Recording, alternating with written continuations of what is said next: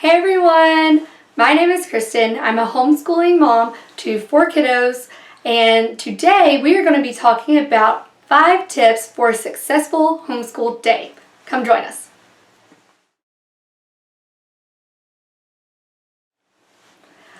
Okay, so tip number 1 that I have for you, and probably you have heard from every single other homeschool mom, is to be prepared. Prepare ahead of time. Now, you can take this a million different ways depending on how organized you are, how much energy you have, what your family dynamic looks like, all of those things. So, I would say, but at the very minimum, prepare what's coming for the next week ahead of time. Honestly, this is the first time I've really had to do this. I am teaching 3 grades right now, 4th grade, 2nd grade, and kindergarten.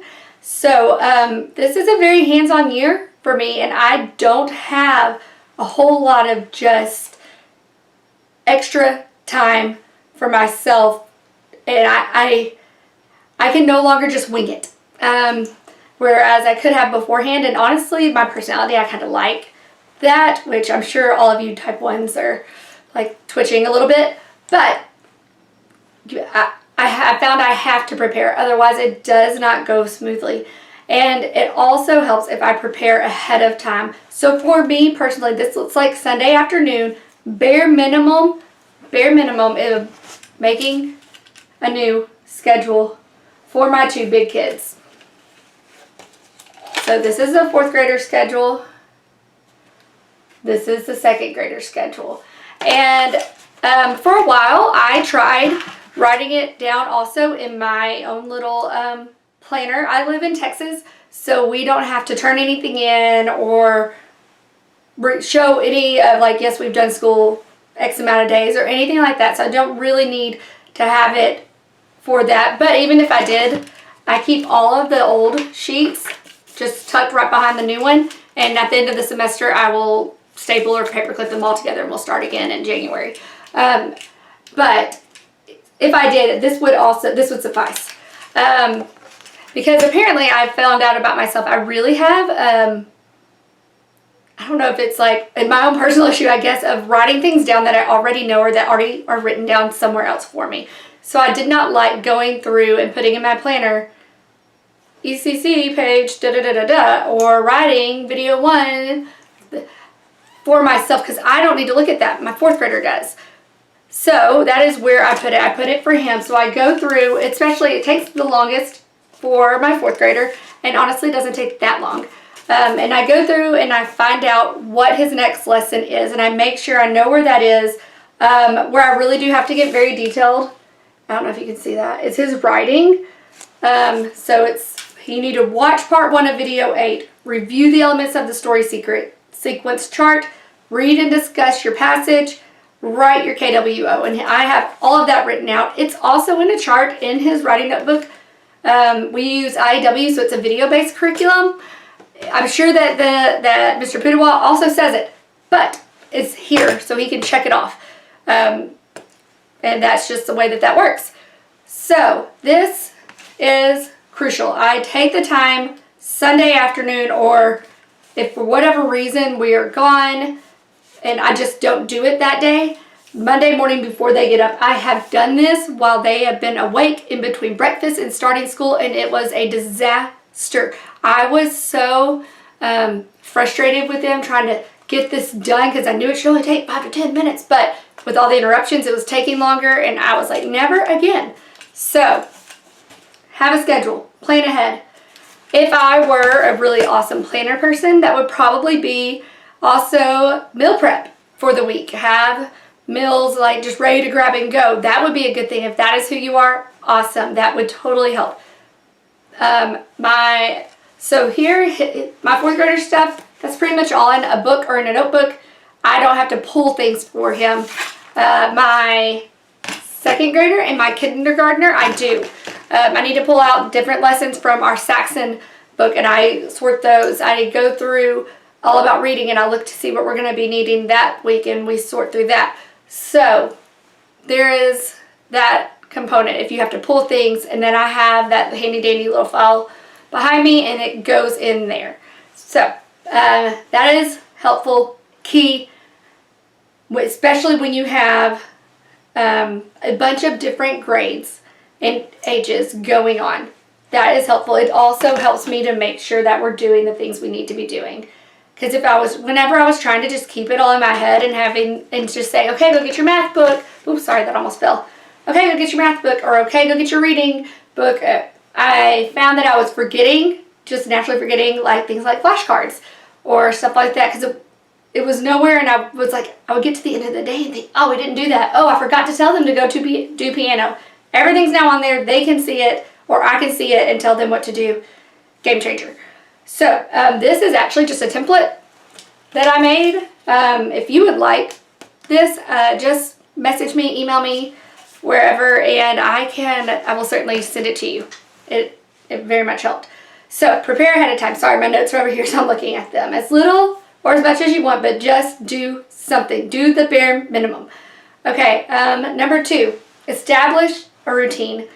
Once again, this is nothing profound. This is just what has worked for us. My kiddos know every morning when they wake up, we don't go and turn on the TV. We come to the breakfast table. They get their menus out. We start breakfast. We start with our hymn, and then we go through our morning menus. And after that, we do our chores. And then after that, after a little bit of playtime in between chores and school, we start school. And you'll notice I said routine and not schedule. Some people, schedule works great. At 9 o'clock at 8 o'clock we're going to do this, and at 8:15 we're going to do that, and at 8. If that's you, like, you're my hero, that is amazing. That would stress me out.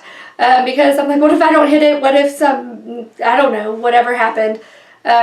So a routine, a daily rhythm in which we do things. And it takes a little bit to establish that. If you've never done it, or if it's been summer, and during summer we kind of relax on that routine, because I know come school it is hard, like hardcore. That is what we're doing. And so having that rhythm and that daily routine, I don't have to fight anyone on it. They don't ask if they can turn on the TV. They don't ask if they can, I don't know what else they would try to do. They know what's coming, and that's what we do. So establish a routine.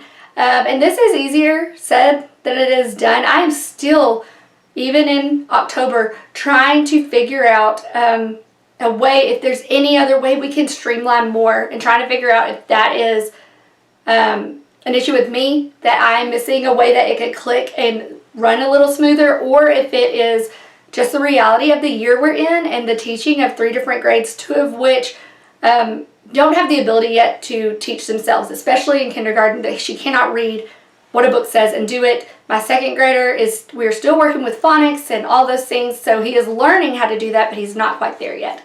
And then my 4th grader, we added in extra subjects this year that are new to him, and so making sure that he understands what he's doing and learning these new things. It's very hands-on for me this year, so I'm leaning towards it's just the year, but I'm also just reevaluating maybe what needs to change. And so a routine that will be ebb and flow. What worked last year or what worked 2 weeks ago may not work anymore. But if there's an established, this is who we are and what we're going to do, that helps. And I think it gives children just like a sense of stability. So that was tip 2. Here's tip 3, is to establish an expectation.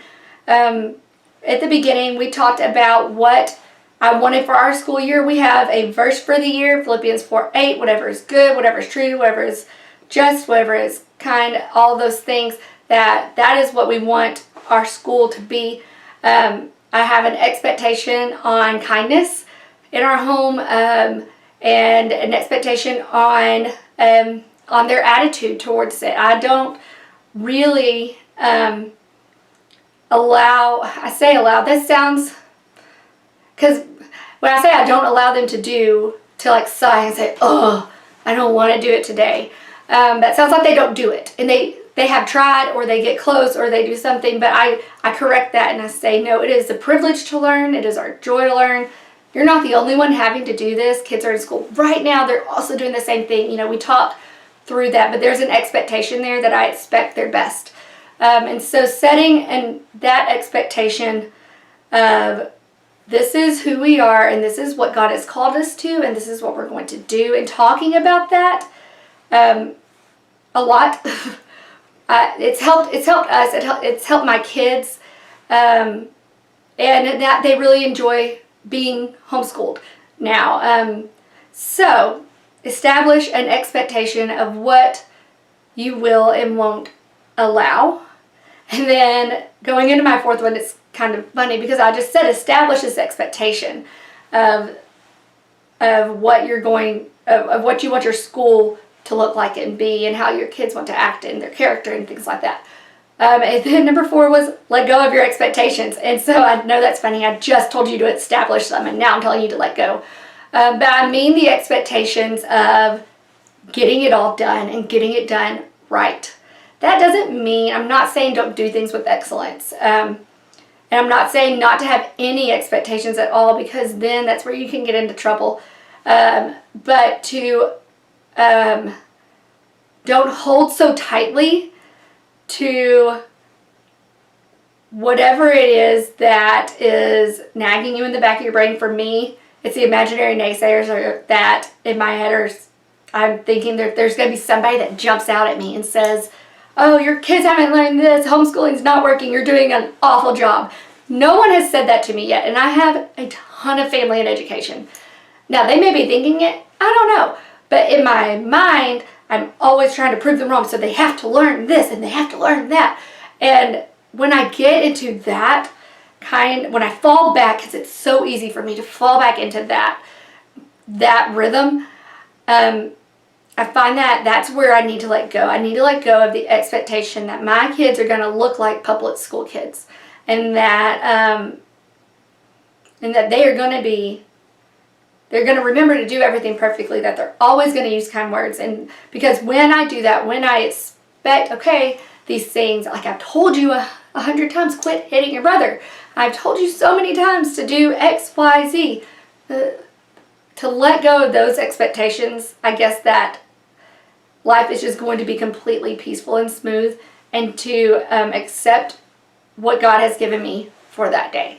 So, set expectations and expect hard work and excellence, but let go of the ones that are not serving your why and your purpose. And so with let go of your expectations, you really need to know why you're doing what you're doing, why you are homeschooling, and what you want your kids to leave your house with. They can leave your house and know 5 million facts, but maybe hate to crack open a book.